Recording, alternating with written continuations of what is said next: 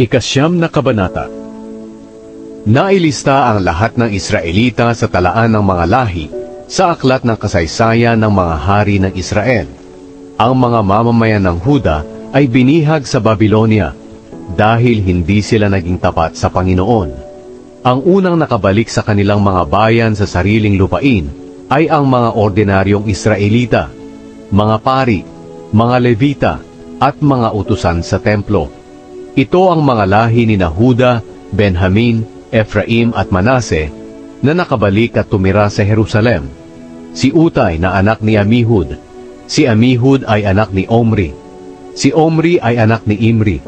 Si Imri ay anak ni Bani na mula sa angkan ni Perez na anak ni Huda.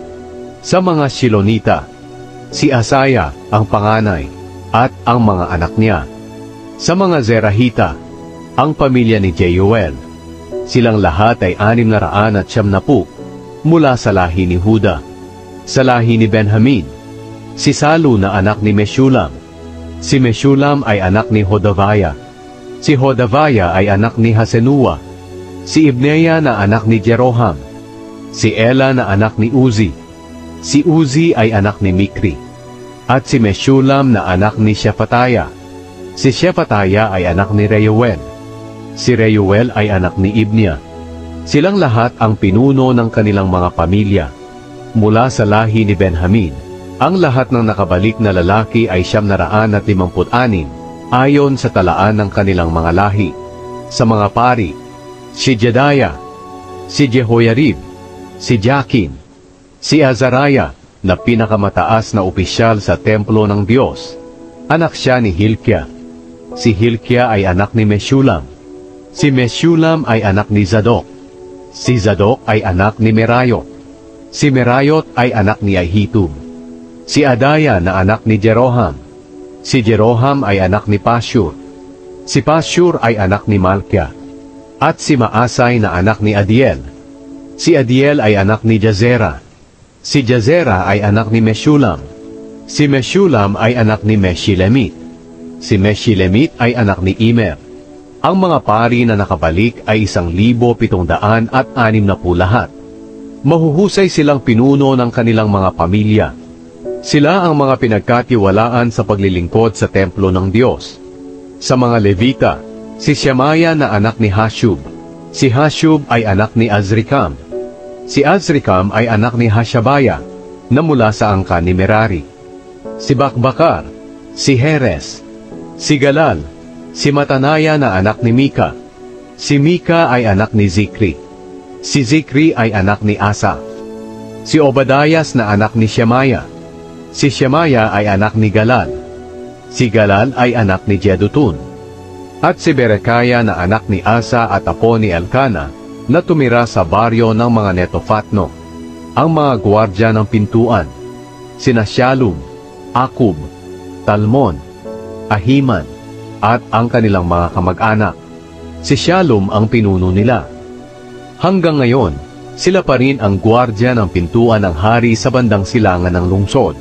Sila noon ang mga gwardya ng pintuang papasok sa kampo ng mga Levita. Si Shalom ay anak ni Kore at apo ni Ebiasaph na mula sa pamilya ni Korah. Si Shalom at ang kanyang mga kamag-anak na mula sa angkan ni Korah ang pinagkatiwalaan sa pagbabantay ng pintuan ng tolda, katulad ng kanilang mga ninuno na pinagkatiwalaan sa pagbabantay ng pintuan ng bahay ng Panginoon. Si Phinehas na anak ni Eleazar ang namamahala noon sa mga gwardya ng pintuan, at sinamahan siya ng Panginoon. Si Zacarias na anak ni Meshelemiah ay gwardya rin ng pintuan ng toldang tipanan. Ang mga gwardya ng pintuan ay 212 lahat, at itinala sila ayon sa talaan ng mga angkan nila sa kanilang bayan. Ang nagbigay ng tungkulin sa kanilang mga ninuno bilang mga gwardya ng pintuan, dahil maaasahan sila, ay sina David at Propeta Samuel. Sila at ang kanilang mga angkan ang pinagkakatiwalaang magbantay sa mga pintuan ng bahay ng Panginoon, na tinatawag ding tolda. Nagbabantay sila sa 4 na sulok, sa silangan, kanluran, hilaga, at timog. Kung minsan, ang mga kamag-anak nilang nakatira sa mga bayan ang pumapalit sa kanila na magbantay sa loob ng 7 araw. Pero ang 4 na pinuno ng mga gwardya ng pintuan na mula sa mga Levita, ang siyang responsable sa mga kwarto at mga bodega ng templo. Nagpupuyat sila sa pagbabantay sa paligid ng templo dahil kailangan nila itong bantayan, at sila ang tagabukas ng pinto tuwing umaga. Ang iba sa kanila ay pinagkatiwalaan sa pag-aasikaso ng mga gamit sa pagsamba. Binibilang nila ito bago at pagkatapos gamitin. Ang iba'y pinagkatiwalaan sa pag-aasikaso ng iba pang mga gamit sa templo, gaya ng harina, katas ng ubas, langis, insenso, at mga pampalasa. Ngunit katungkulan ng mga pari ang pagtitimpla ng mga pampalasa. Si Matitaya na Levita at panganay na anak ni Shallum na mula sa angkan ni Korah, ang pinagkatiwalaan sa pagluluto ng tinapay para ihandog. Ang ibang angkan ni Kohat ang pinagkatiwalaan sa paghahanda at paglalagay ng mga tinapay sa mesa tuwing araw ng pamamahinga. Ang mga musikero sa templo na mga pinuno rin ng mga pamilyang Levita ay doon na rin tumira sa mga silid sa templo. At wala na silang iba pang gawain dahil ginagawa nila ito araw at gabi. Silang lahat ang pinuno ng mga pamilyang Levita. Nailista sila sa talaan ng kanilang lahi.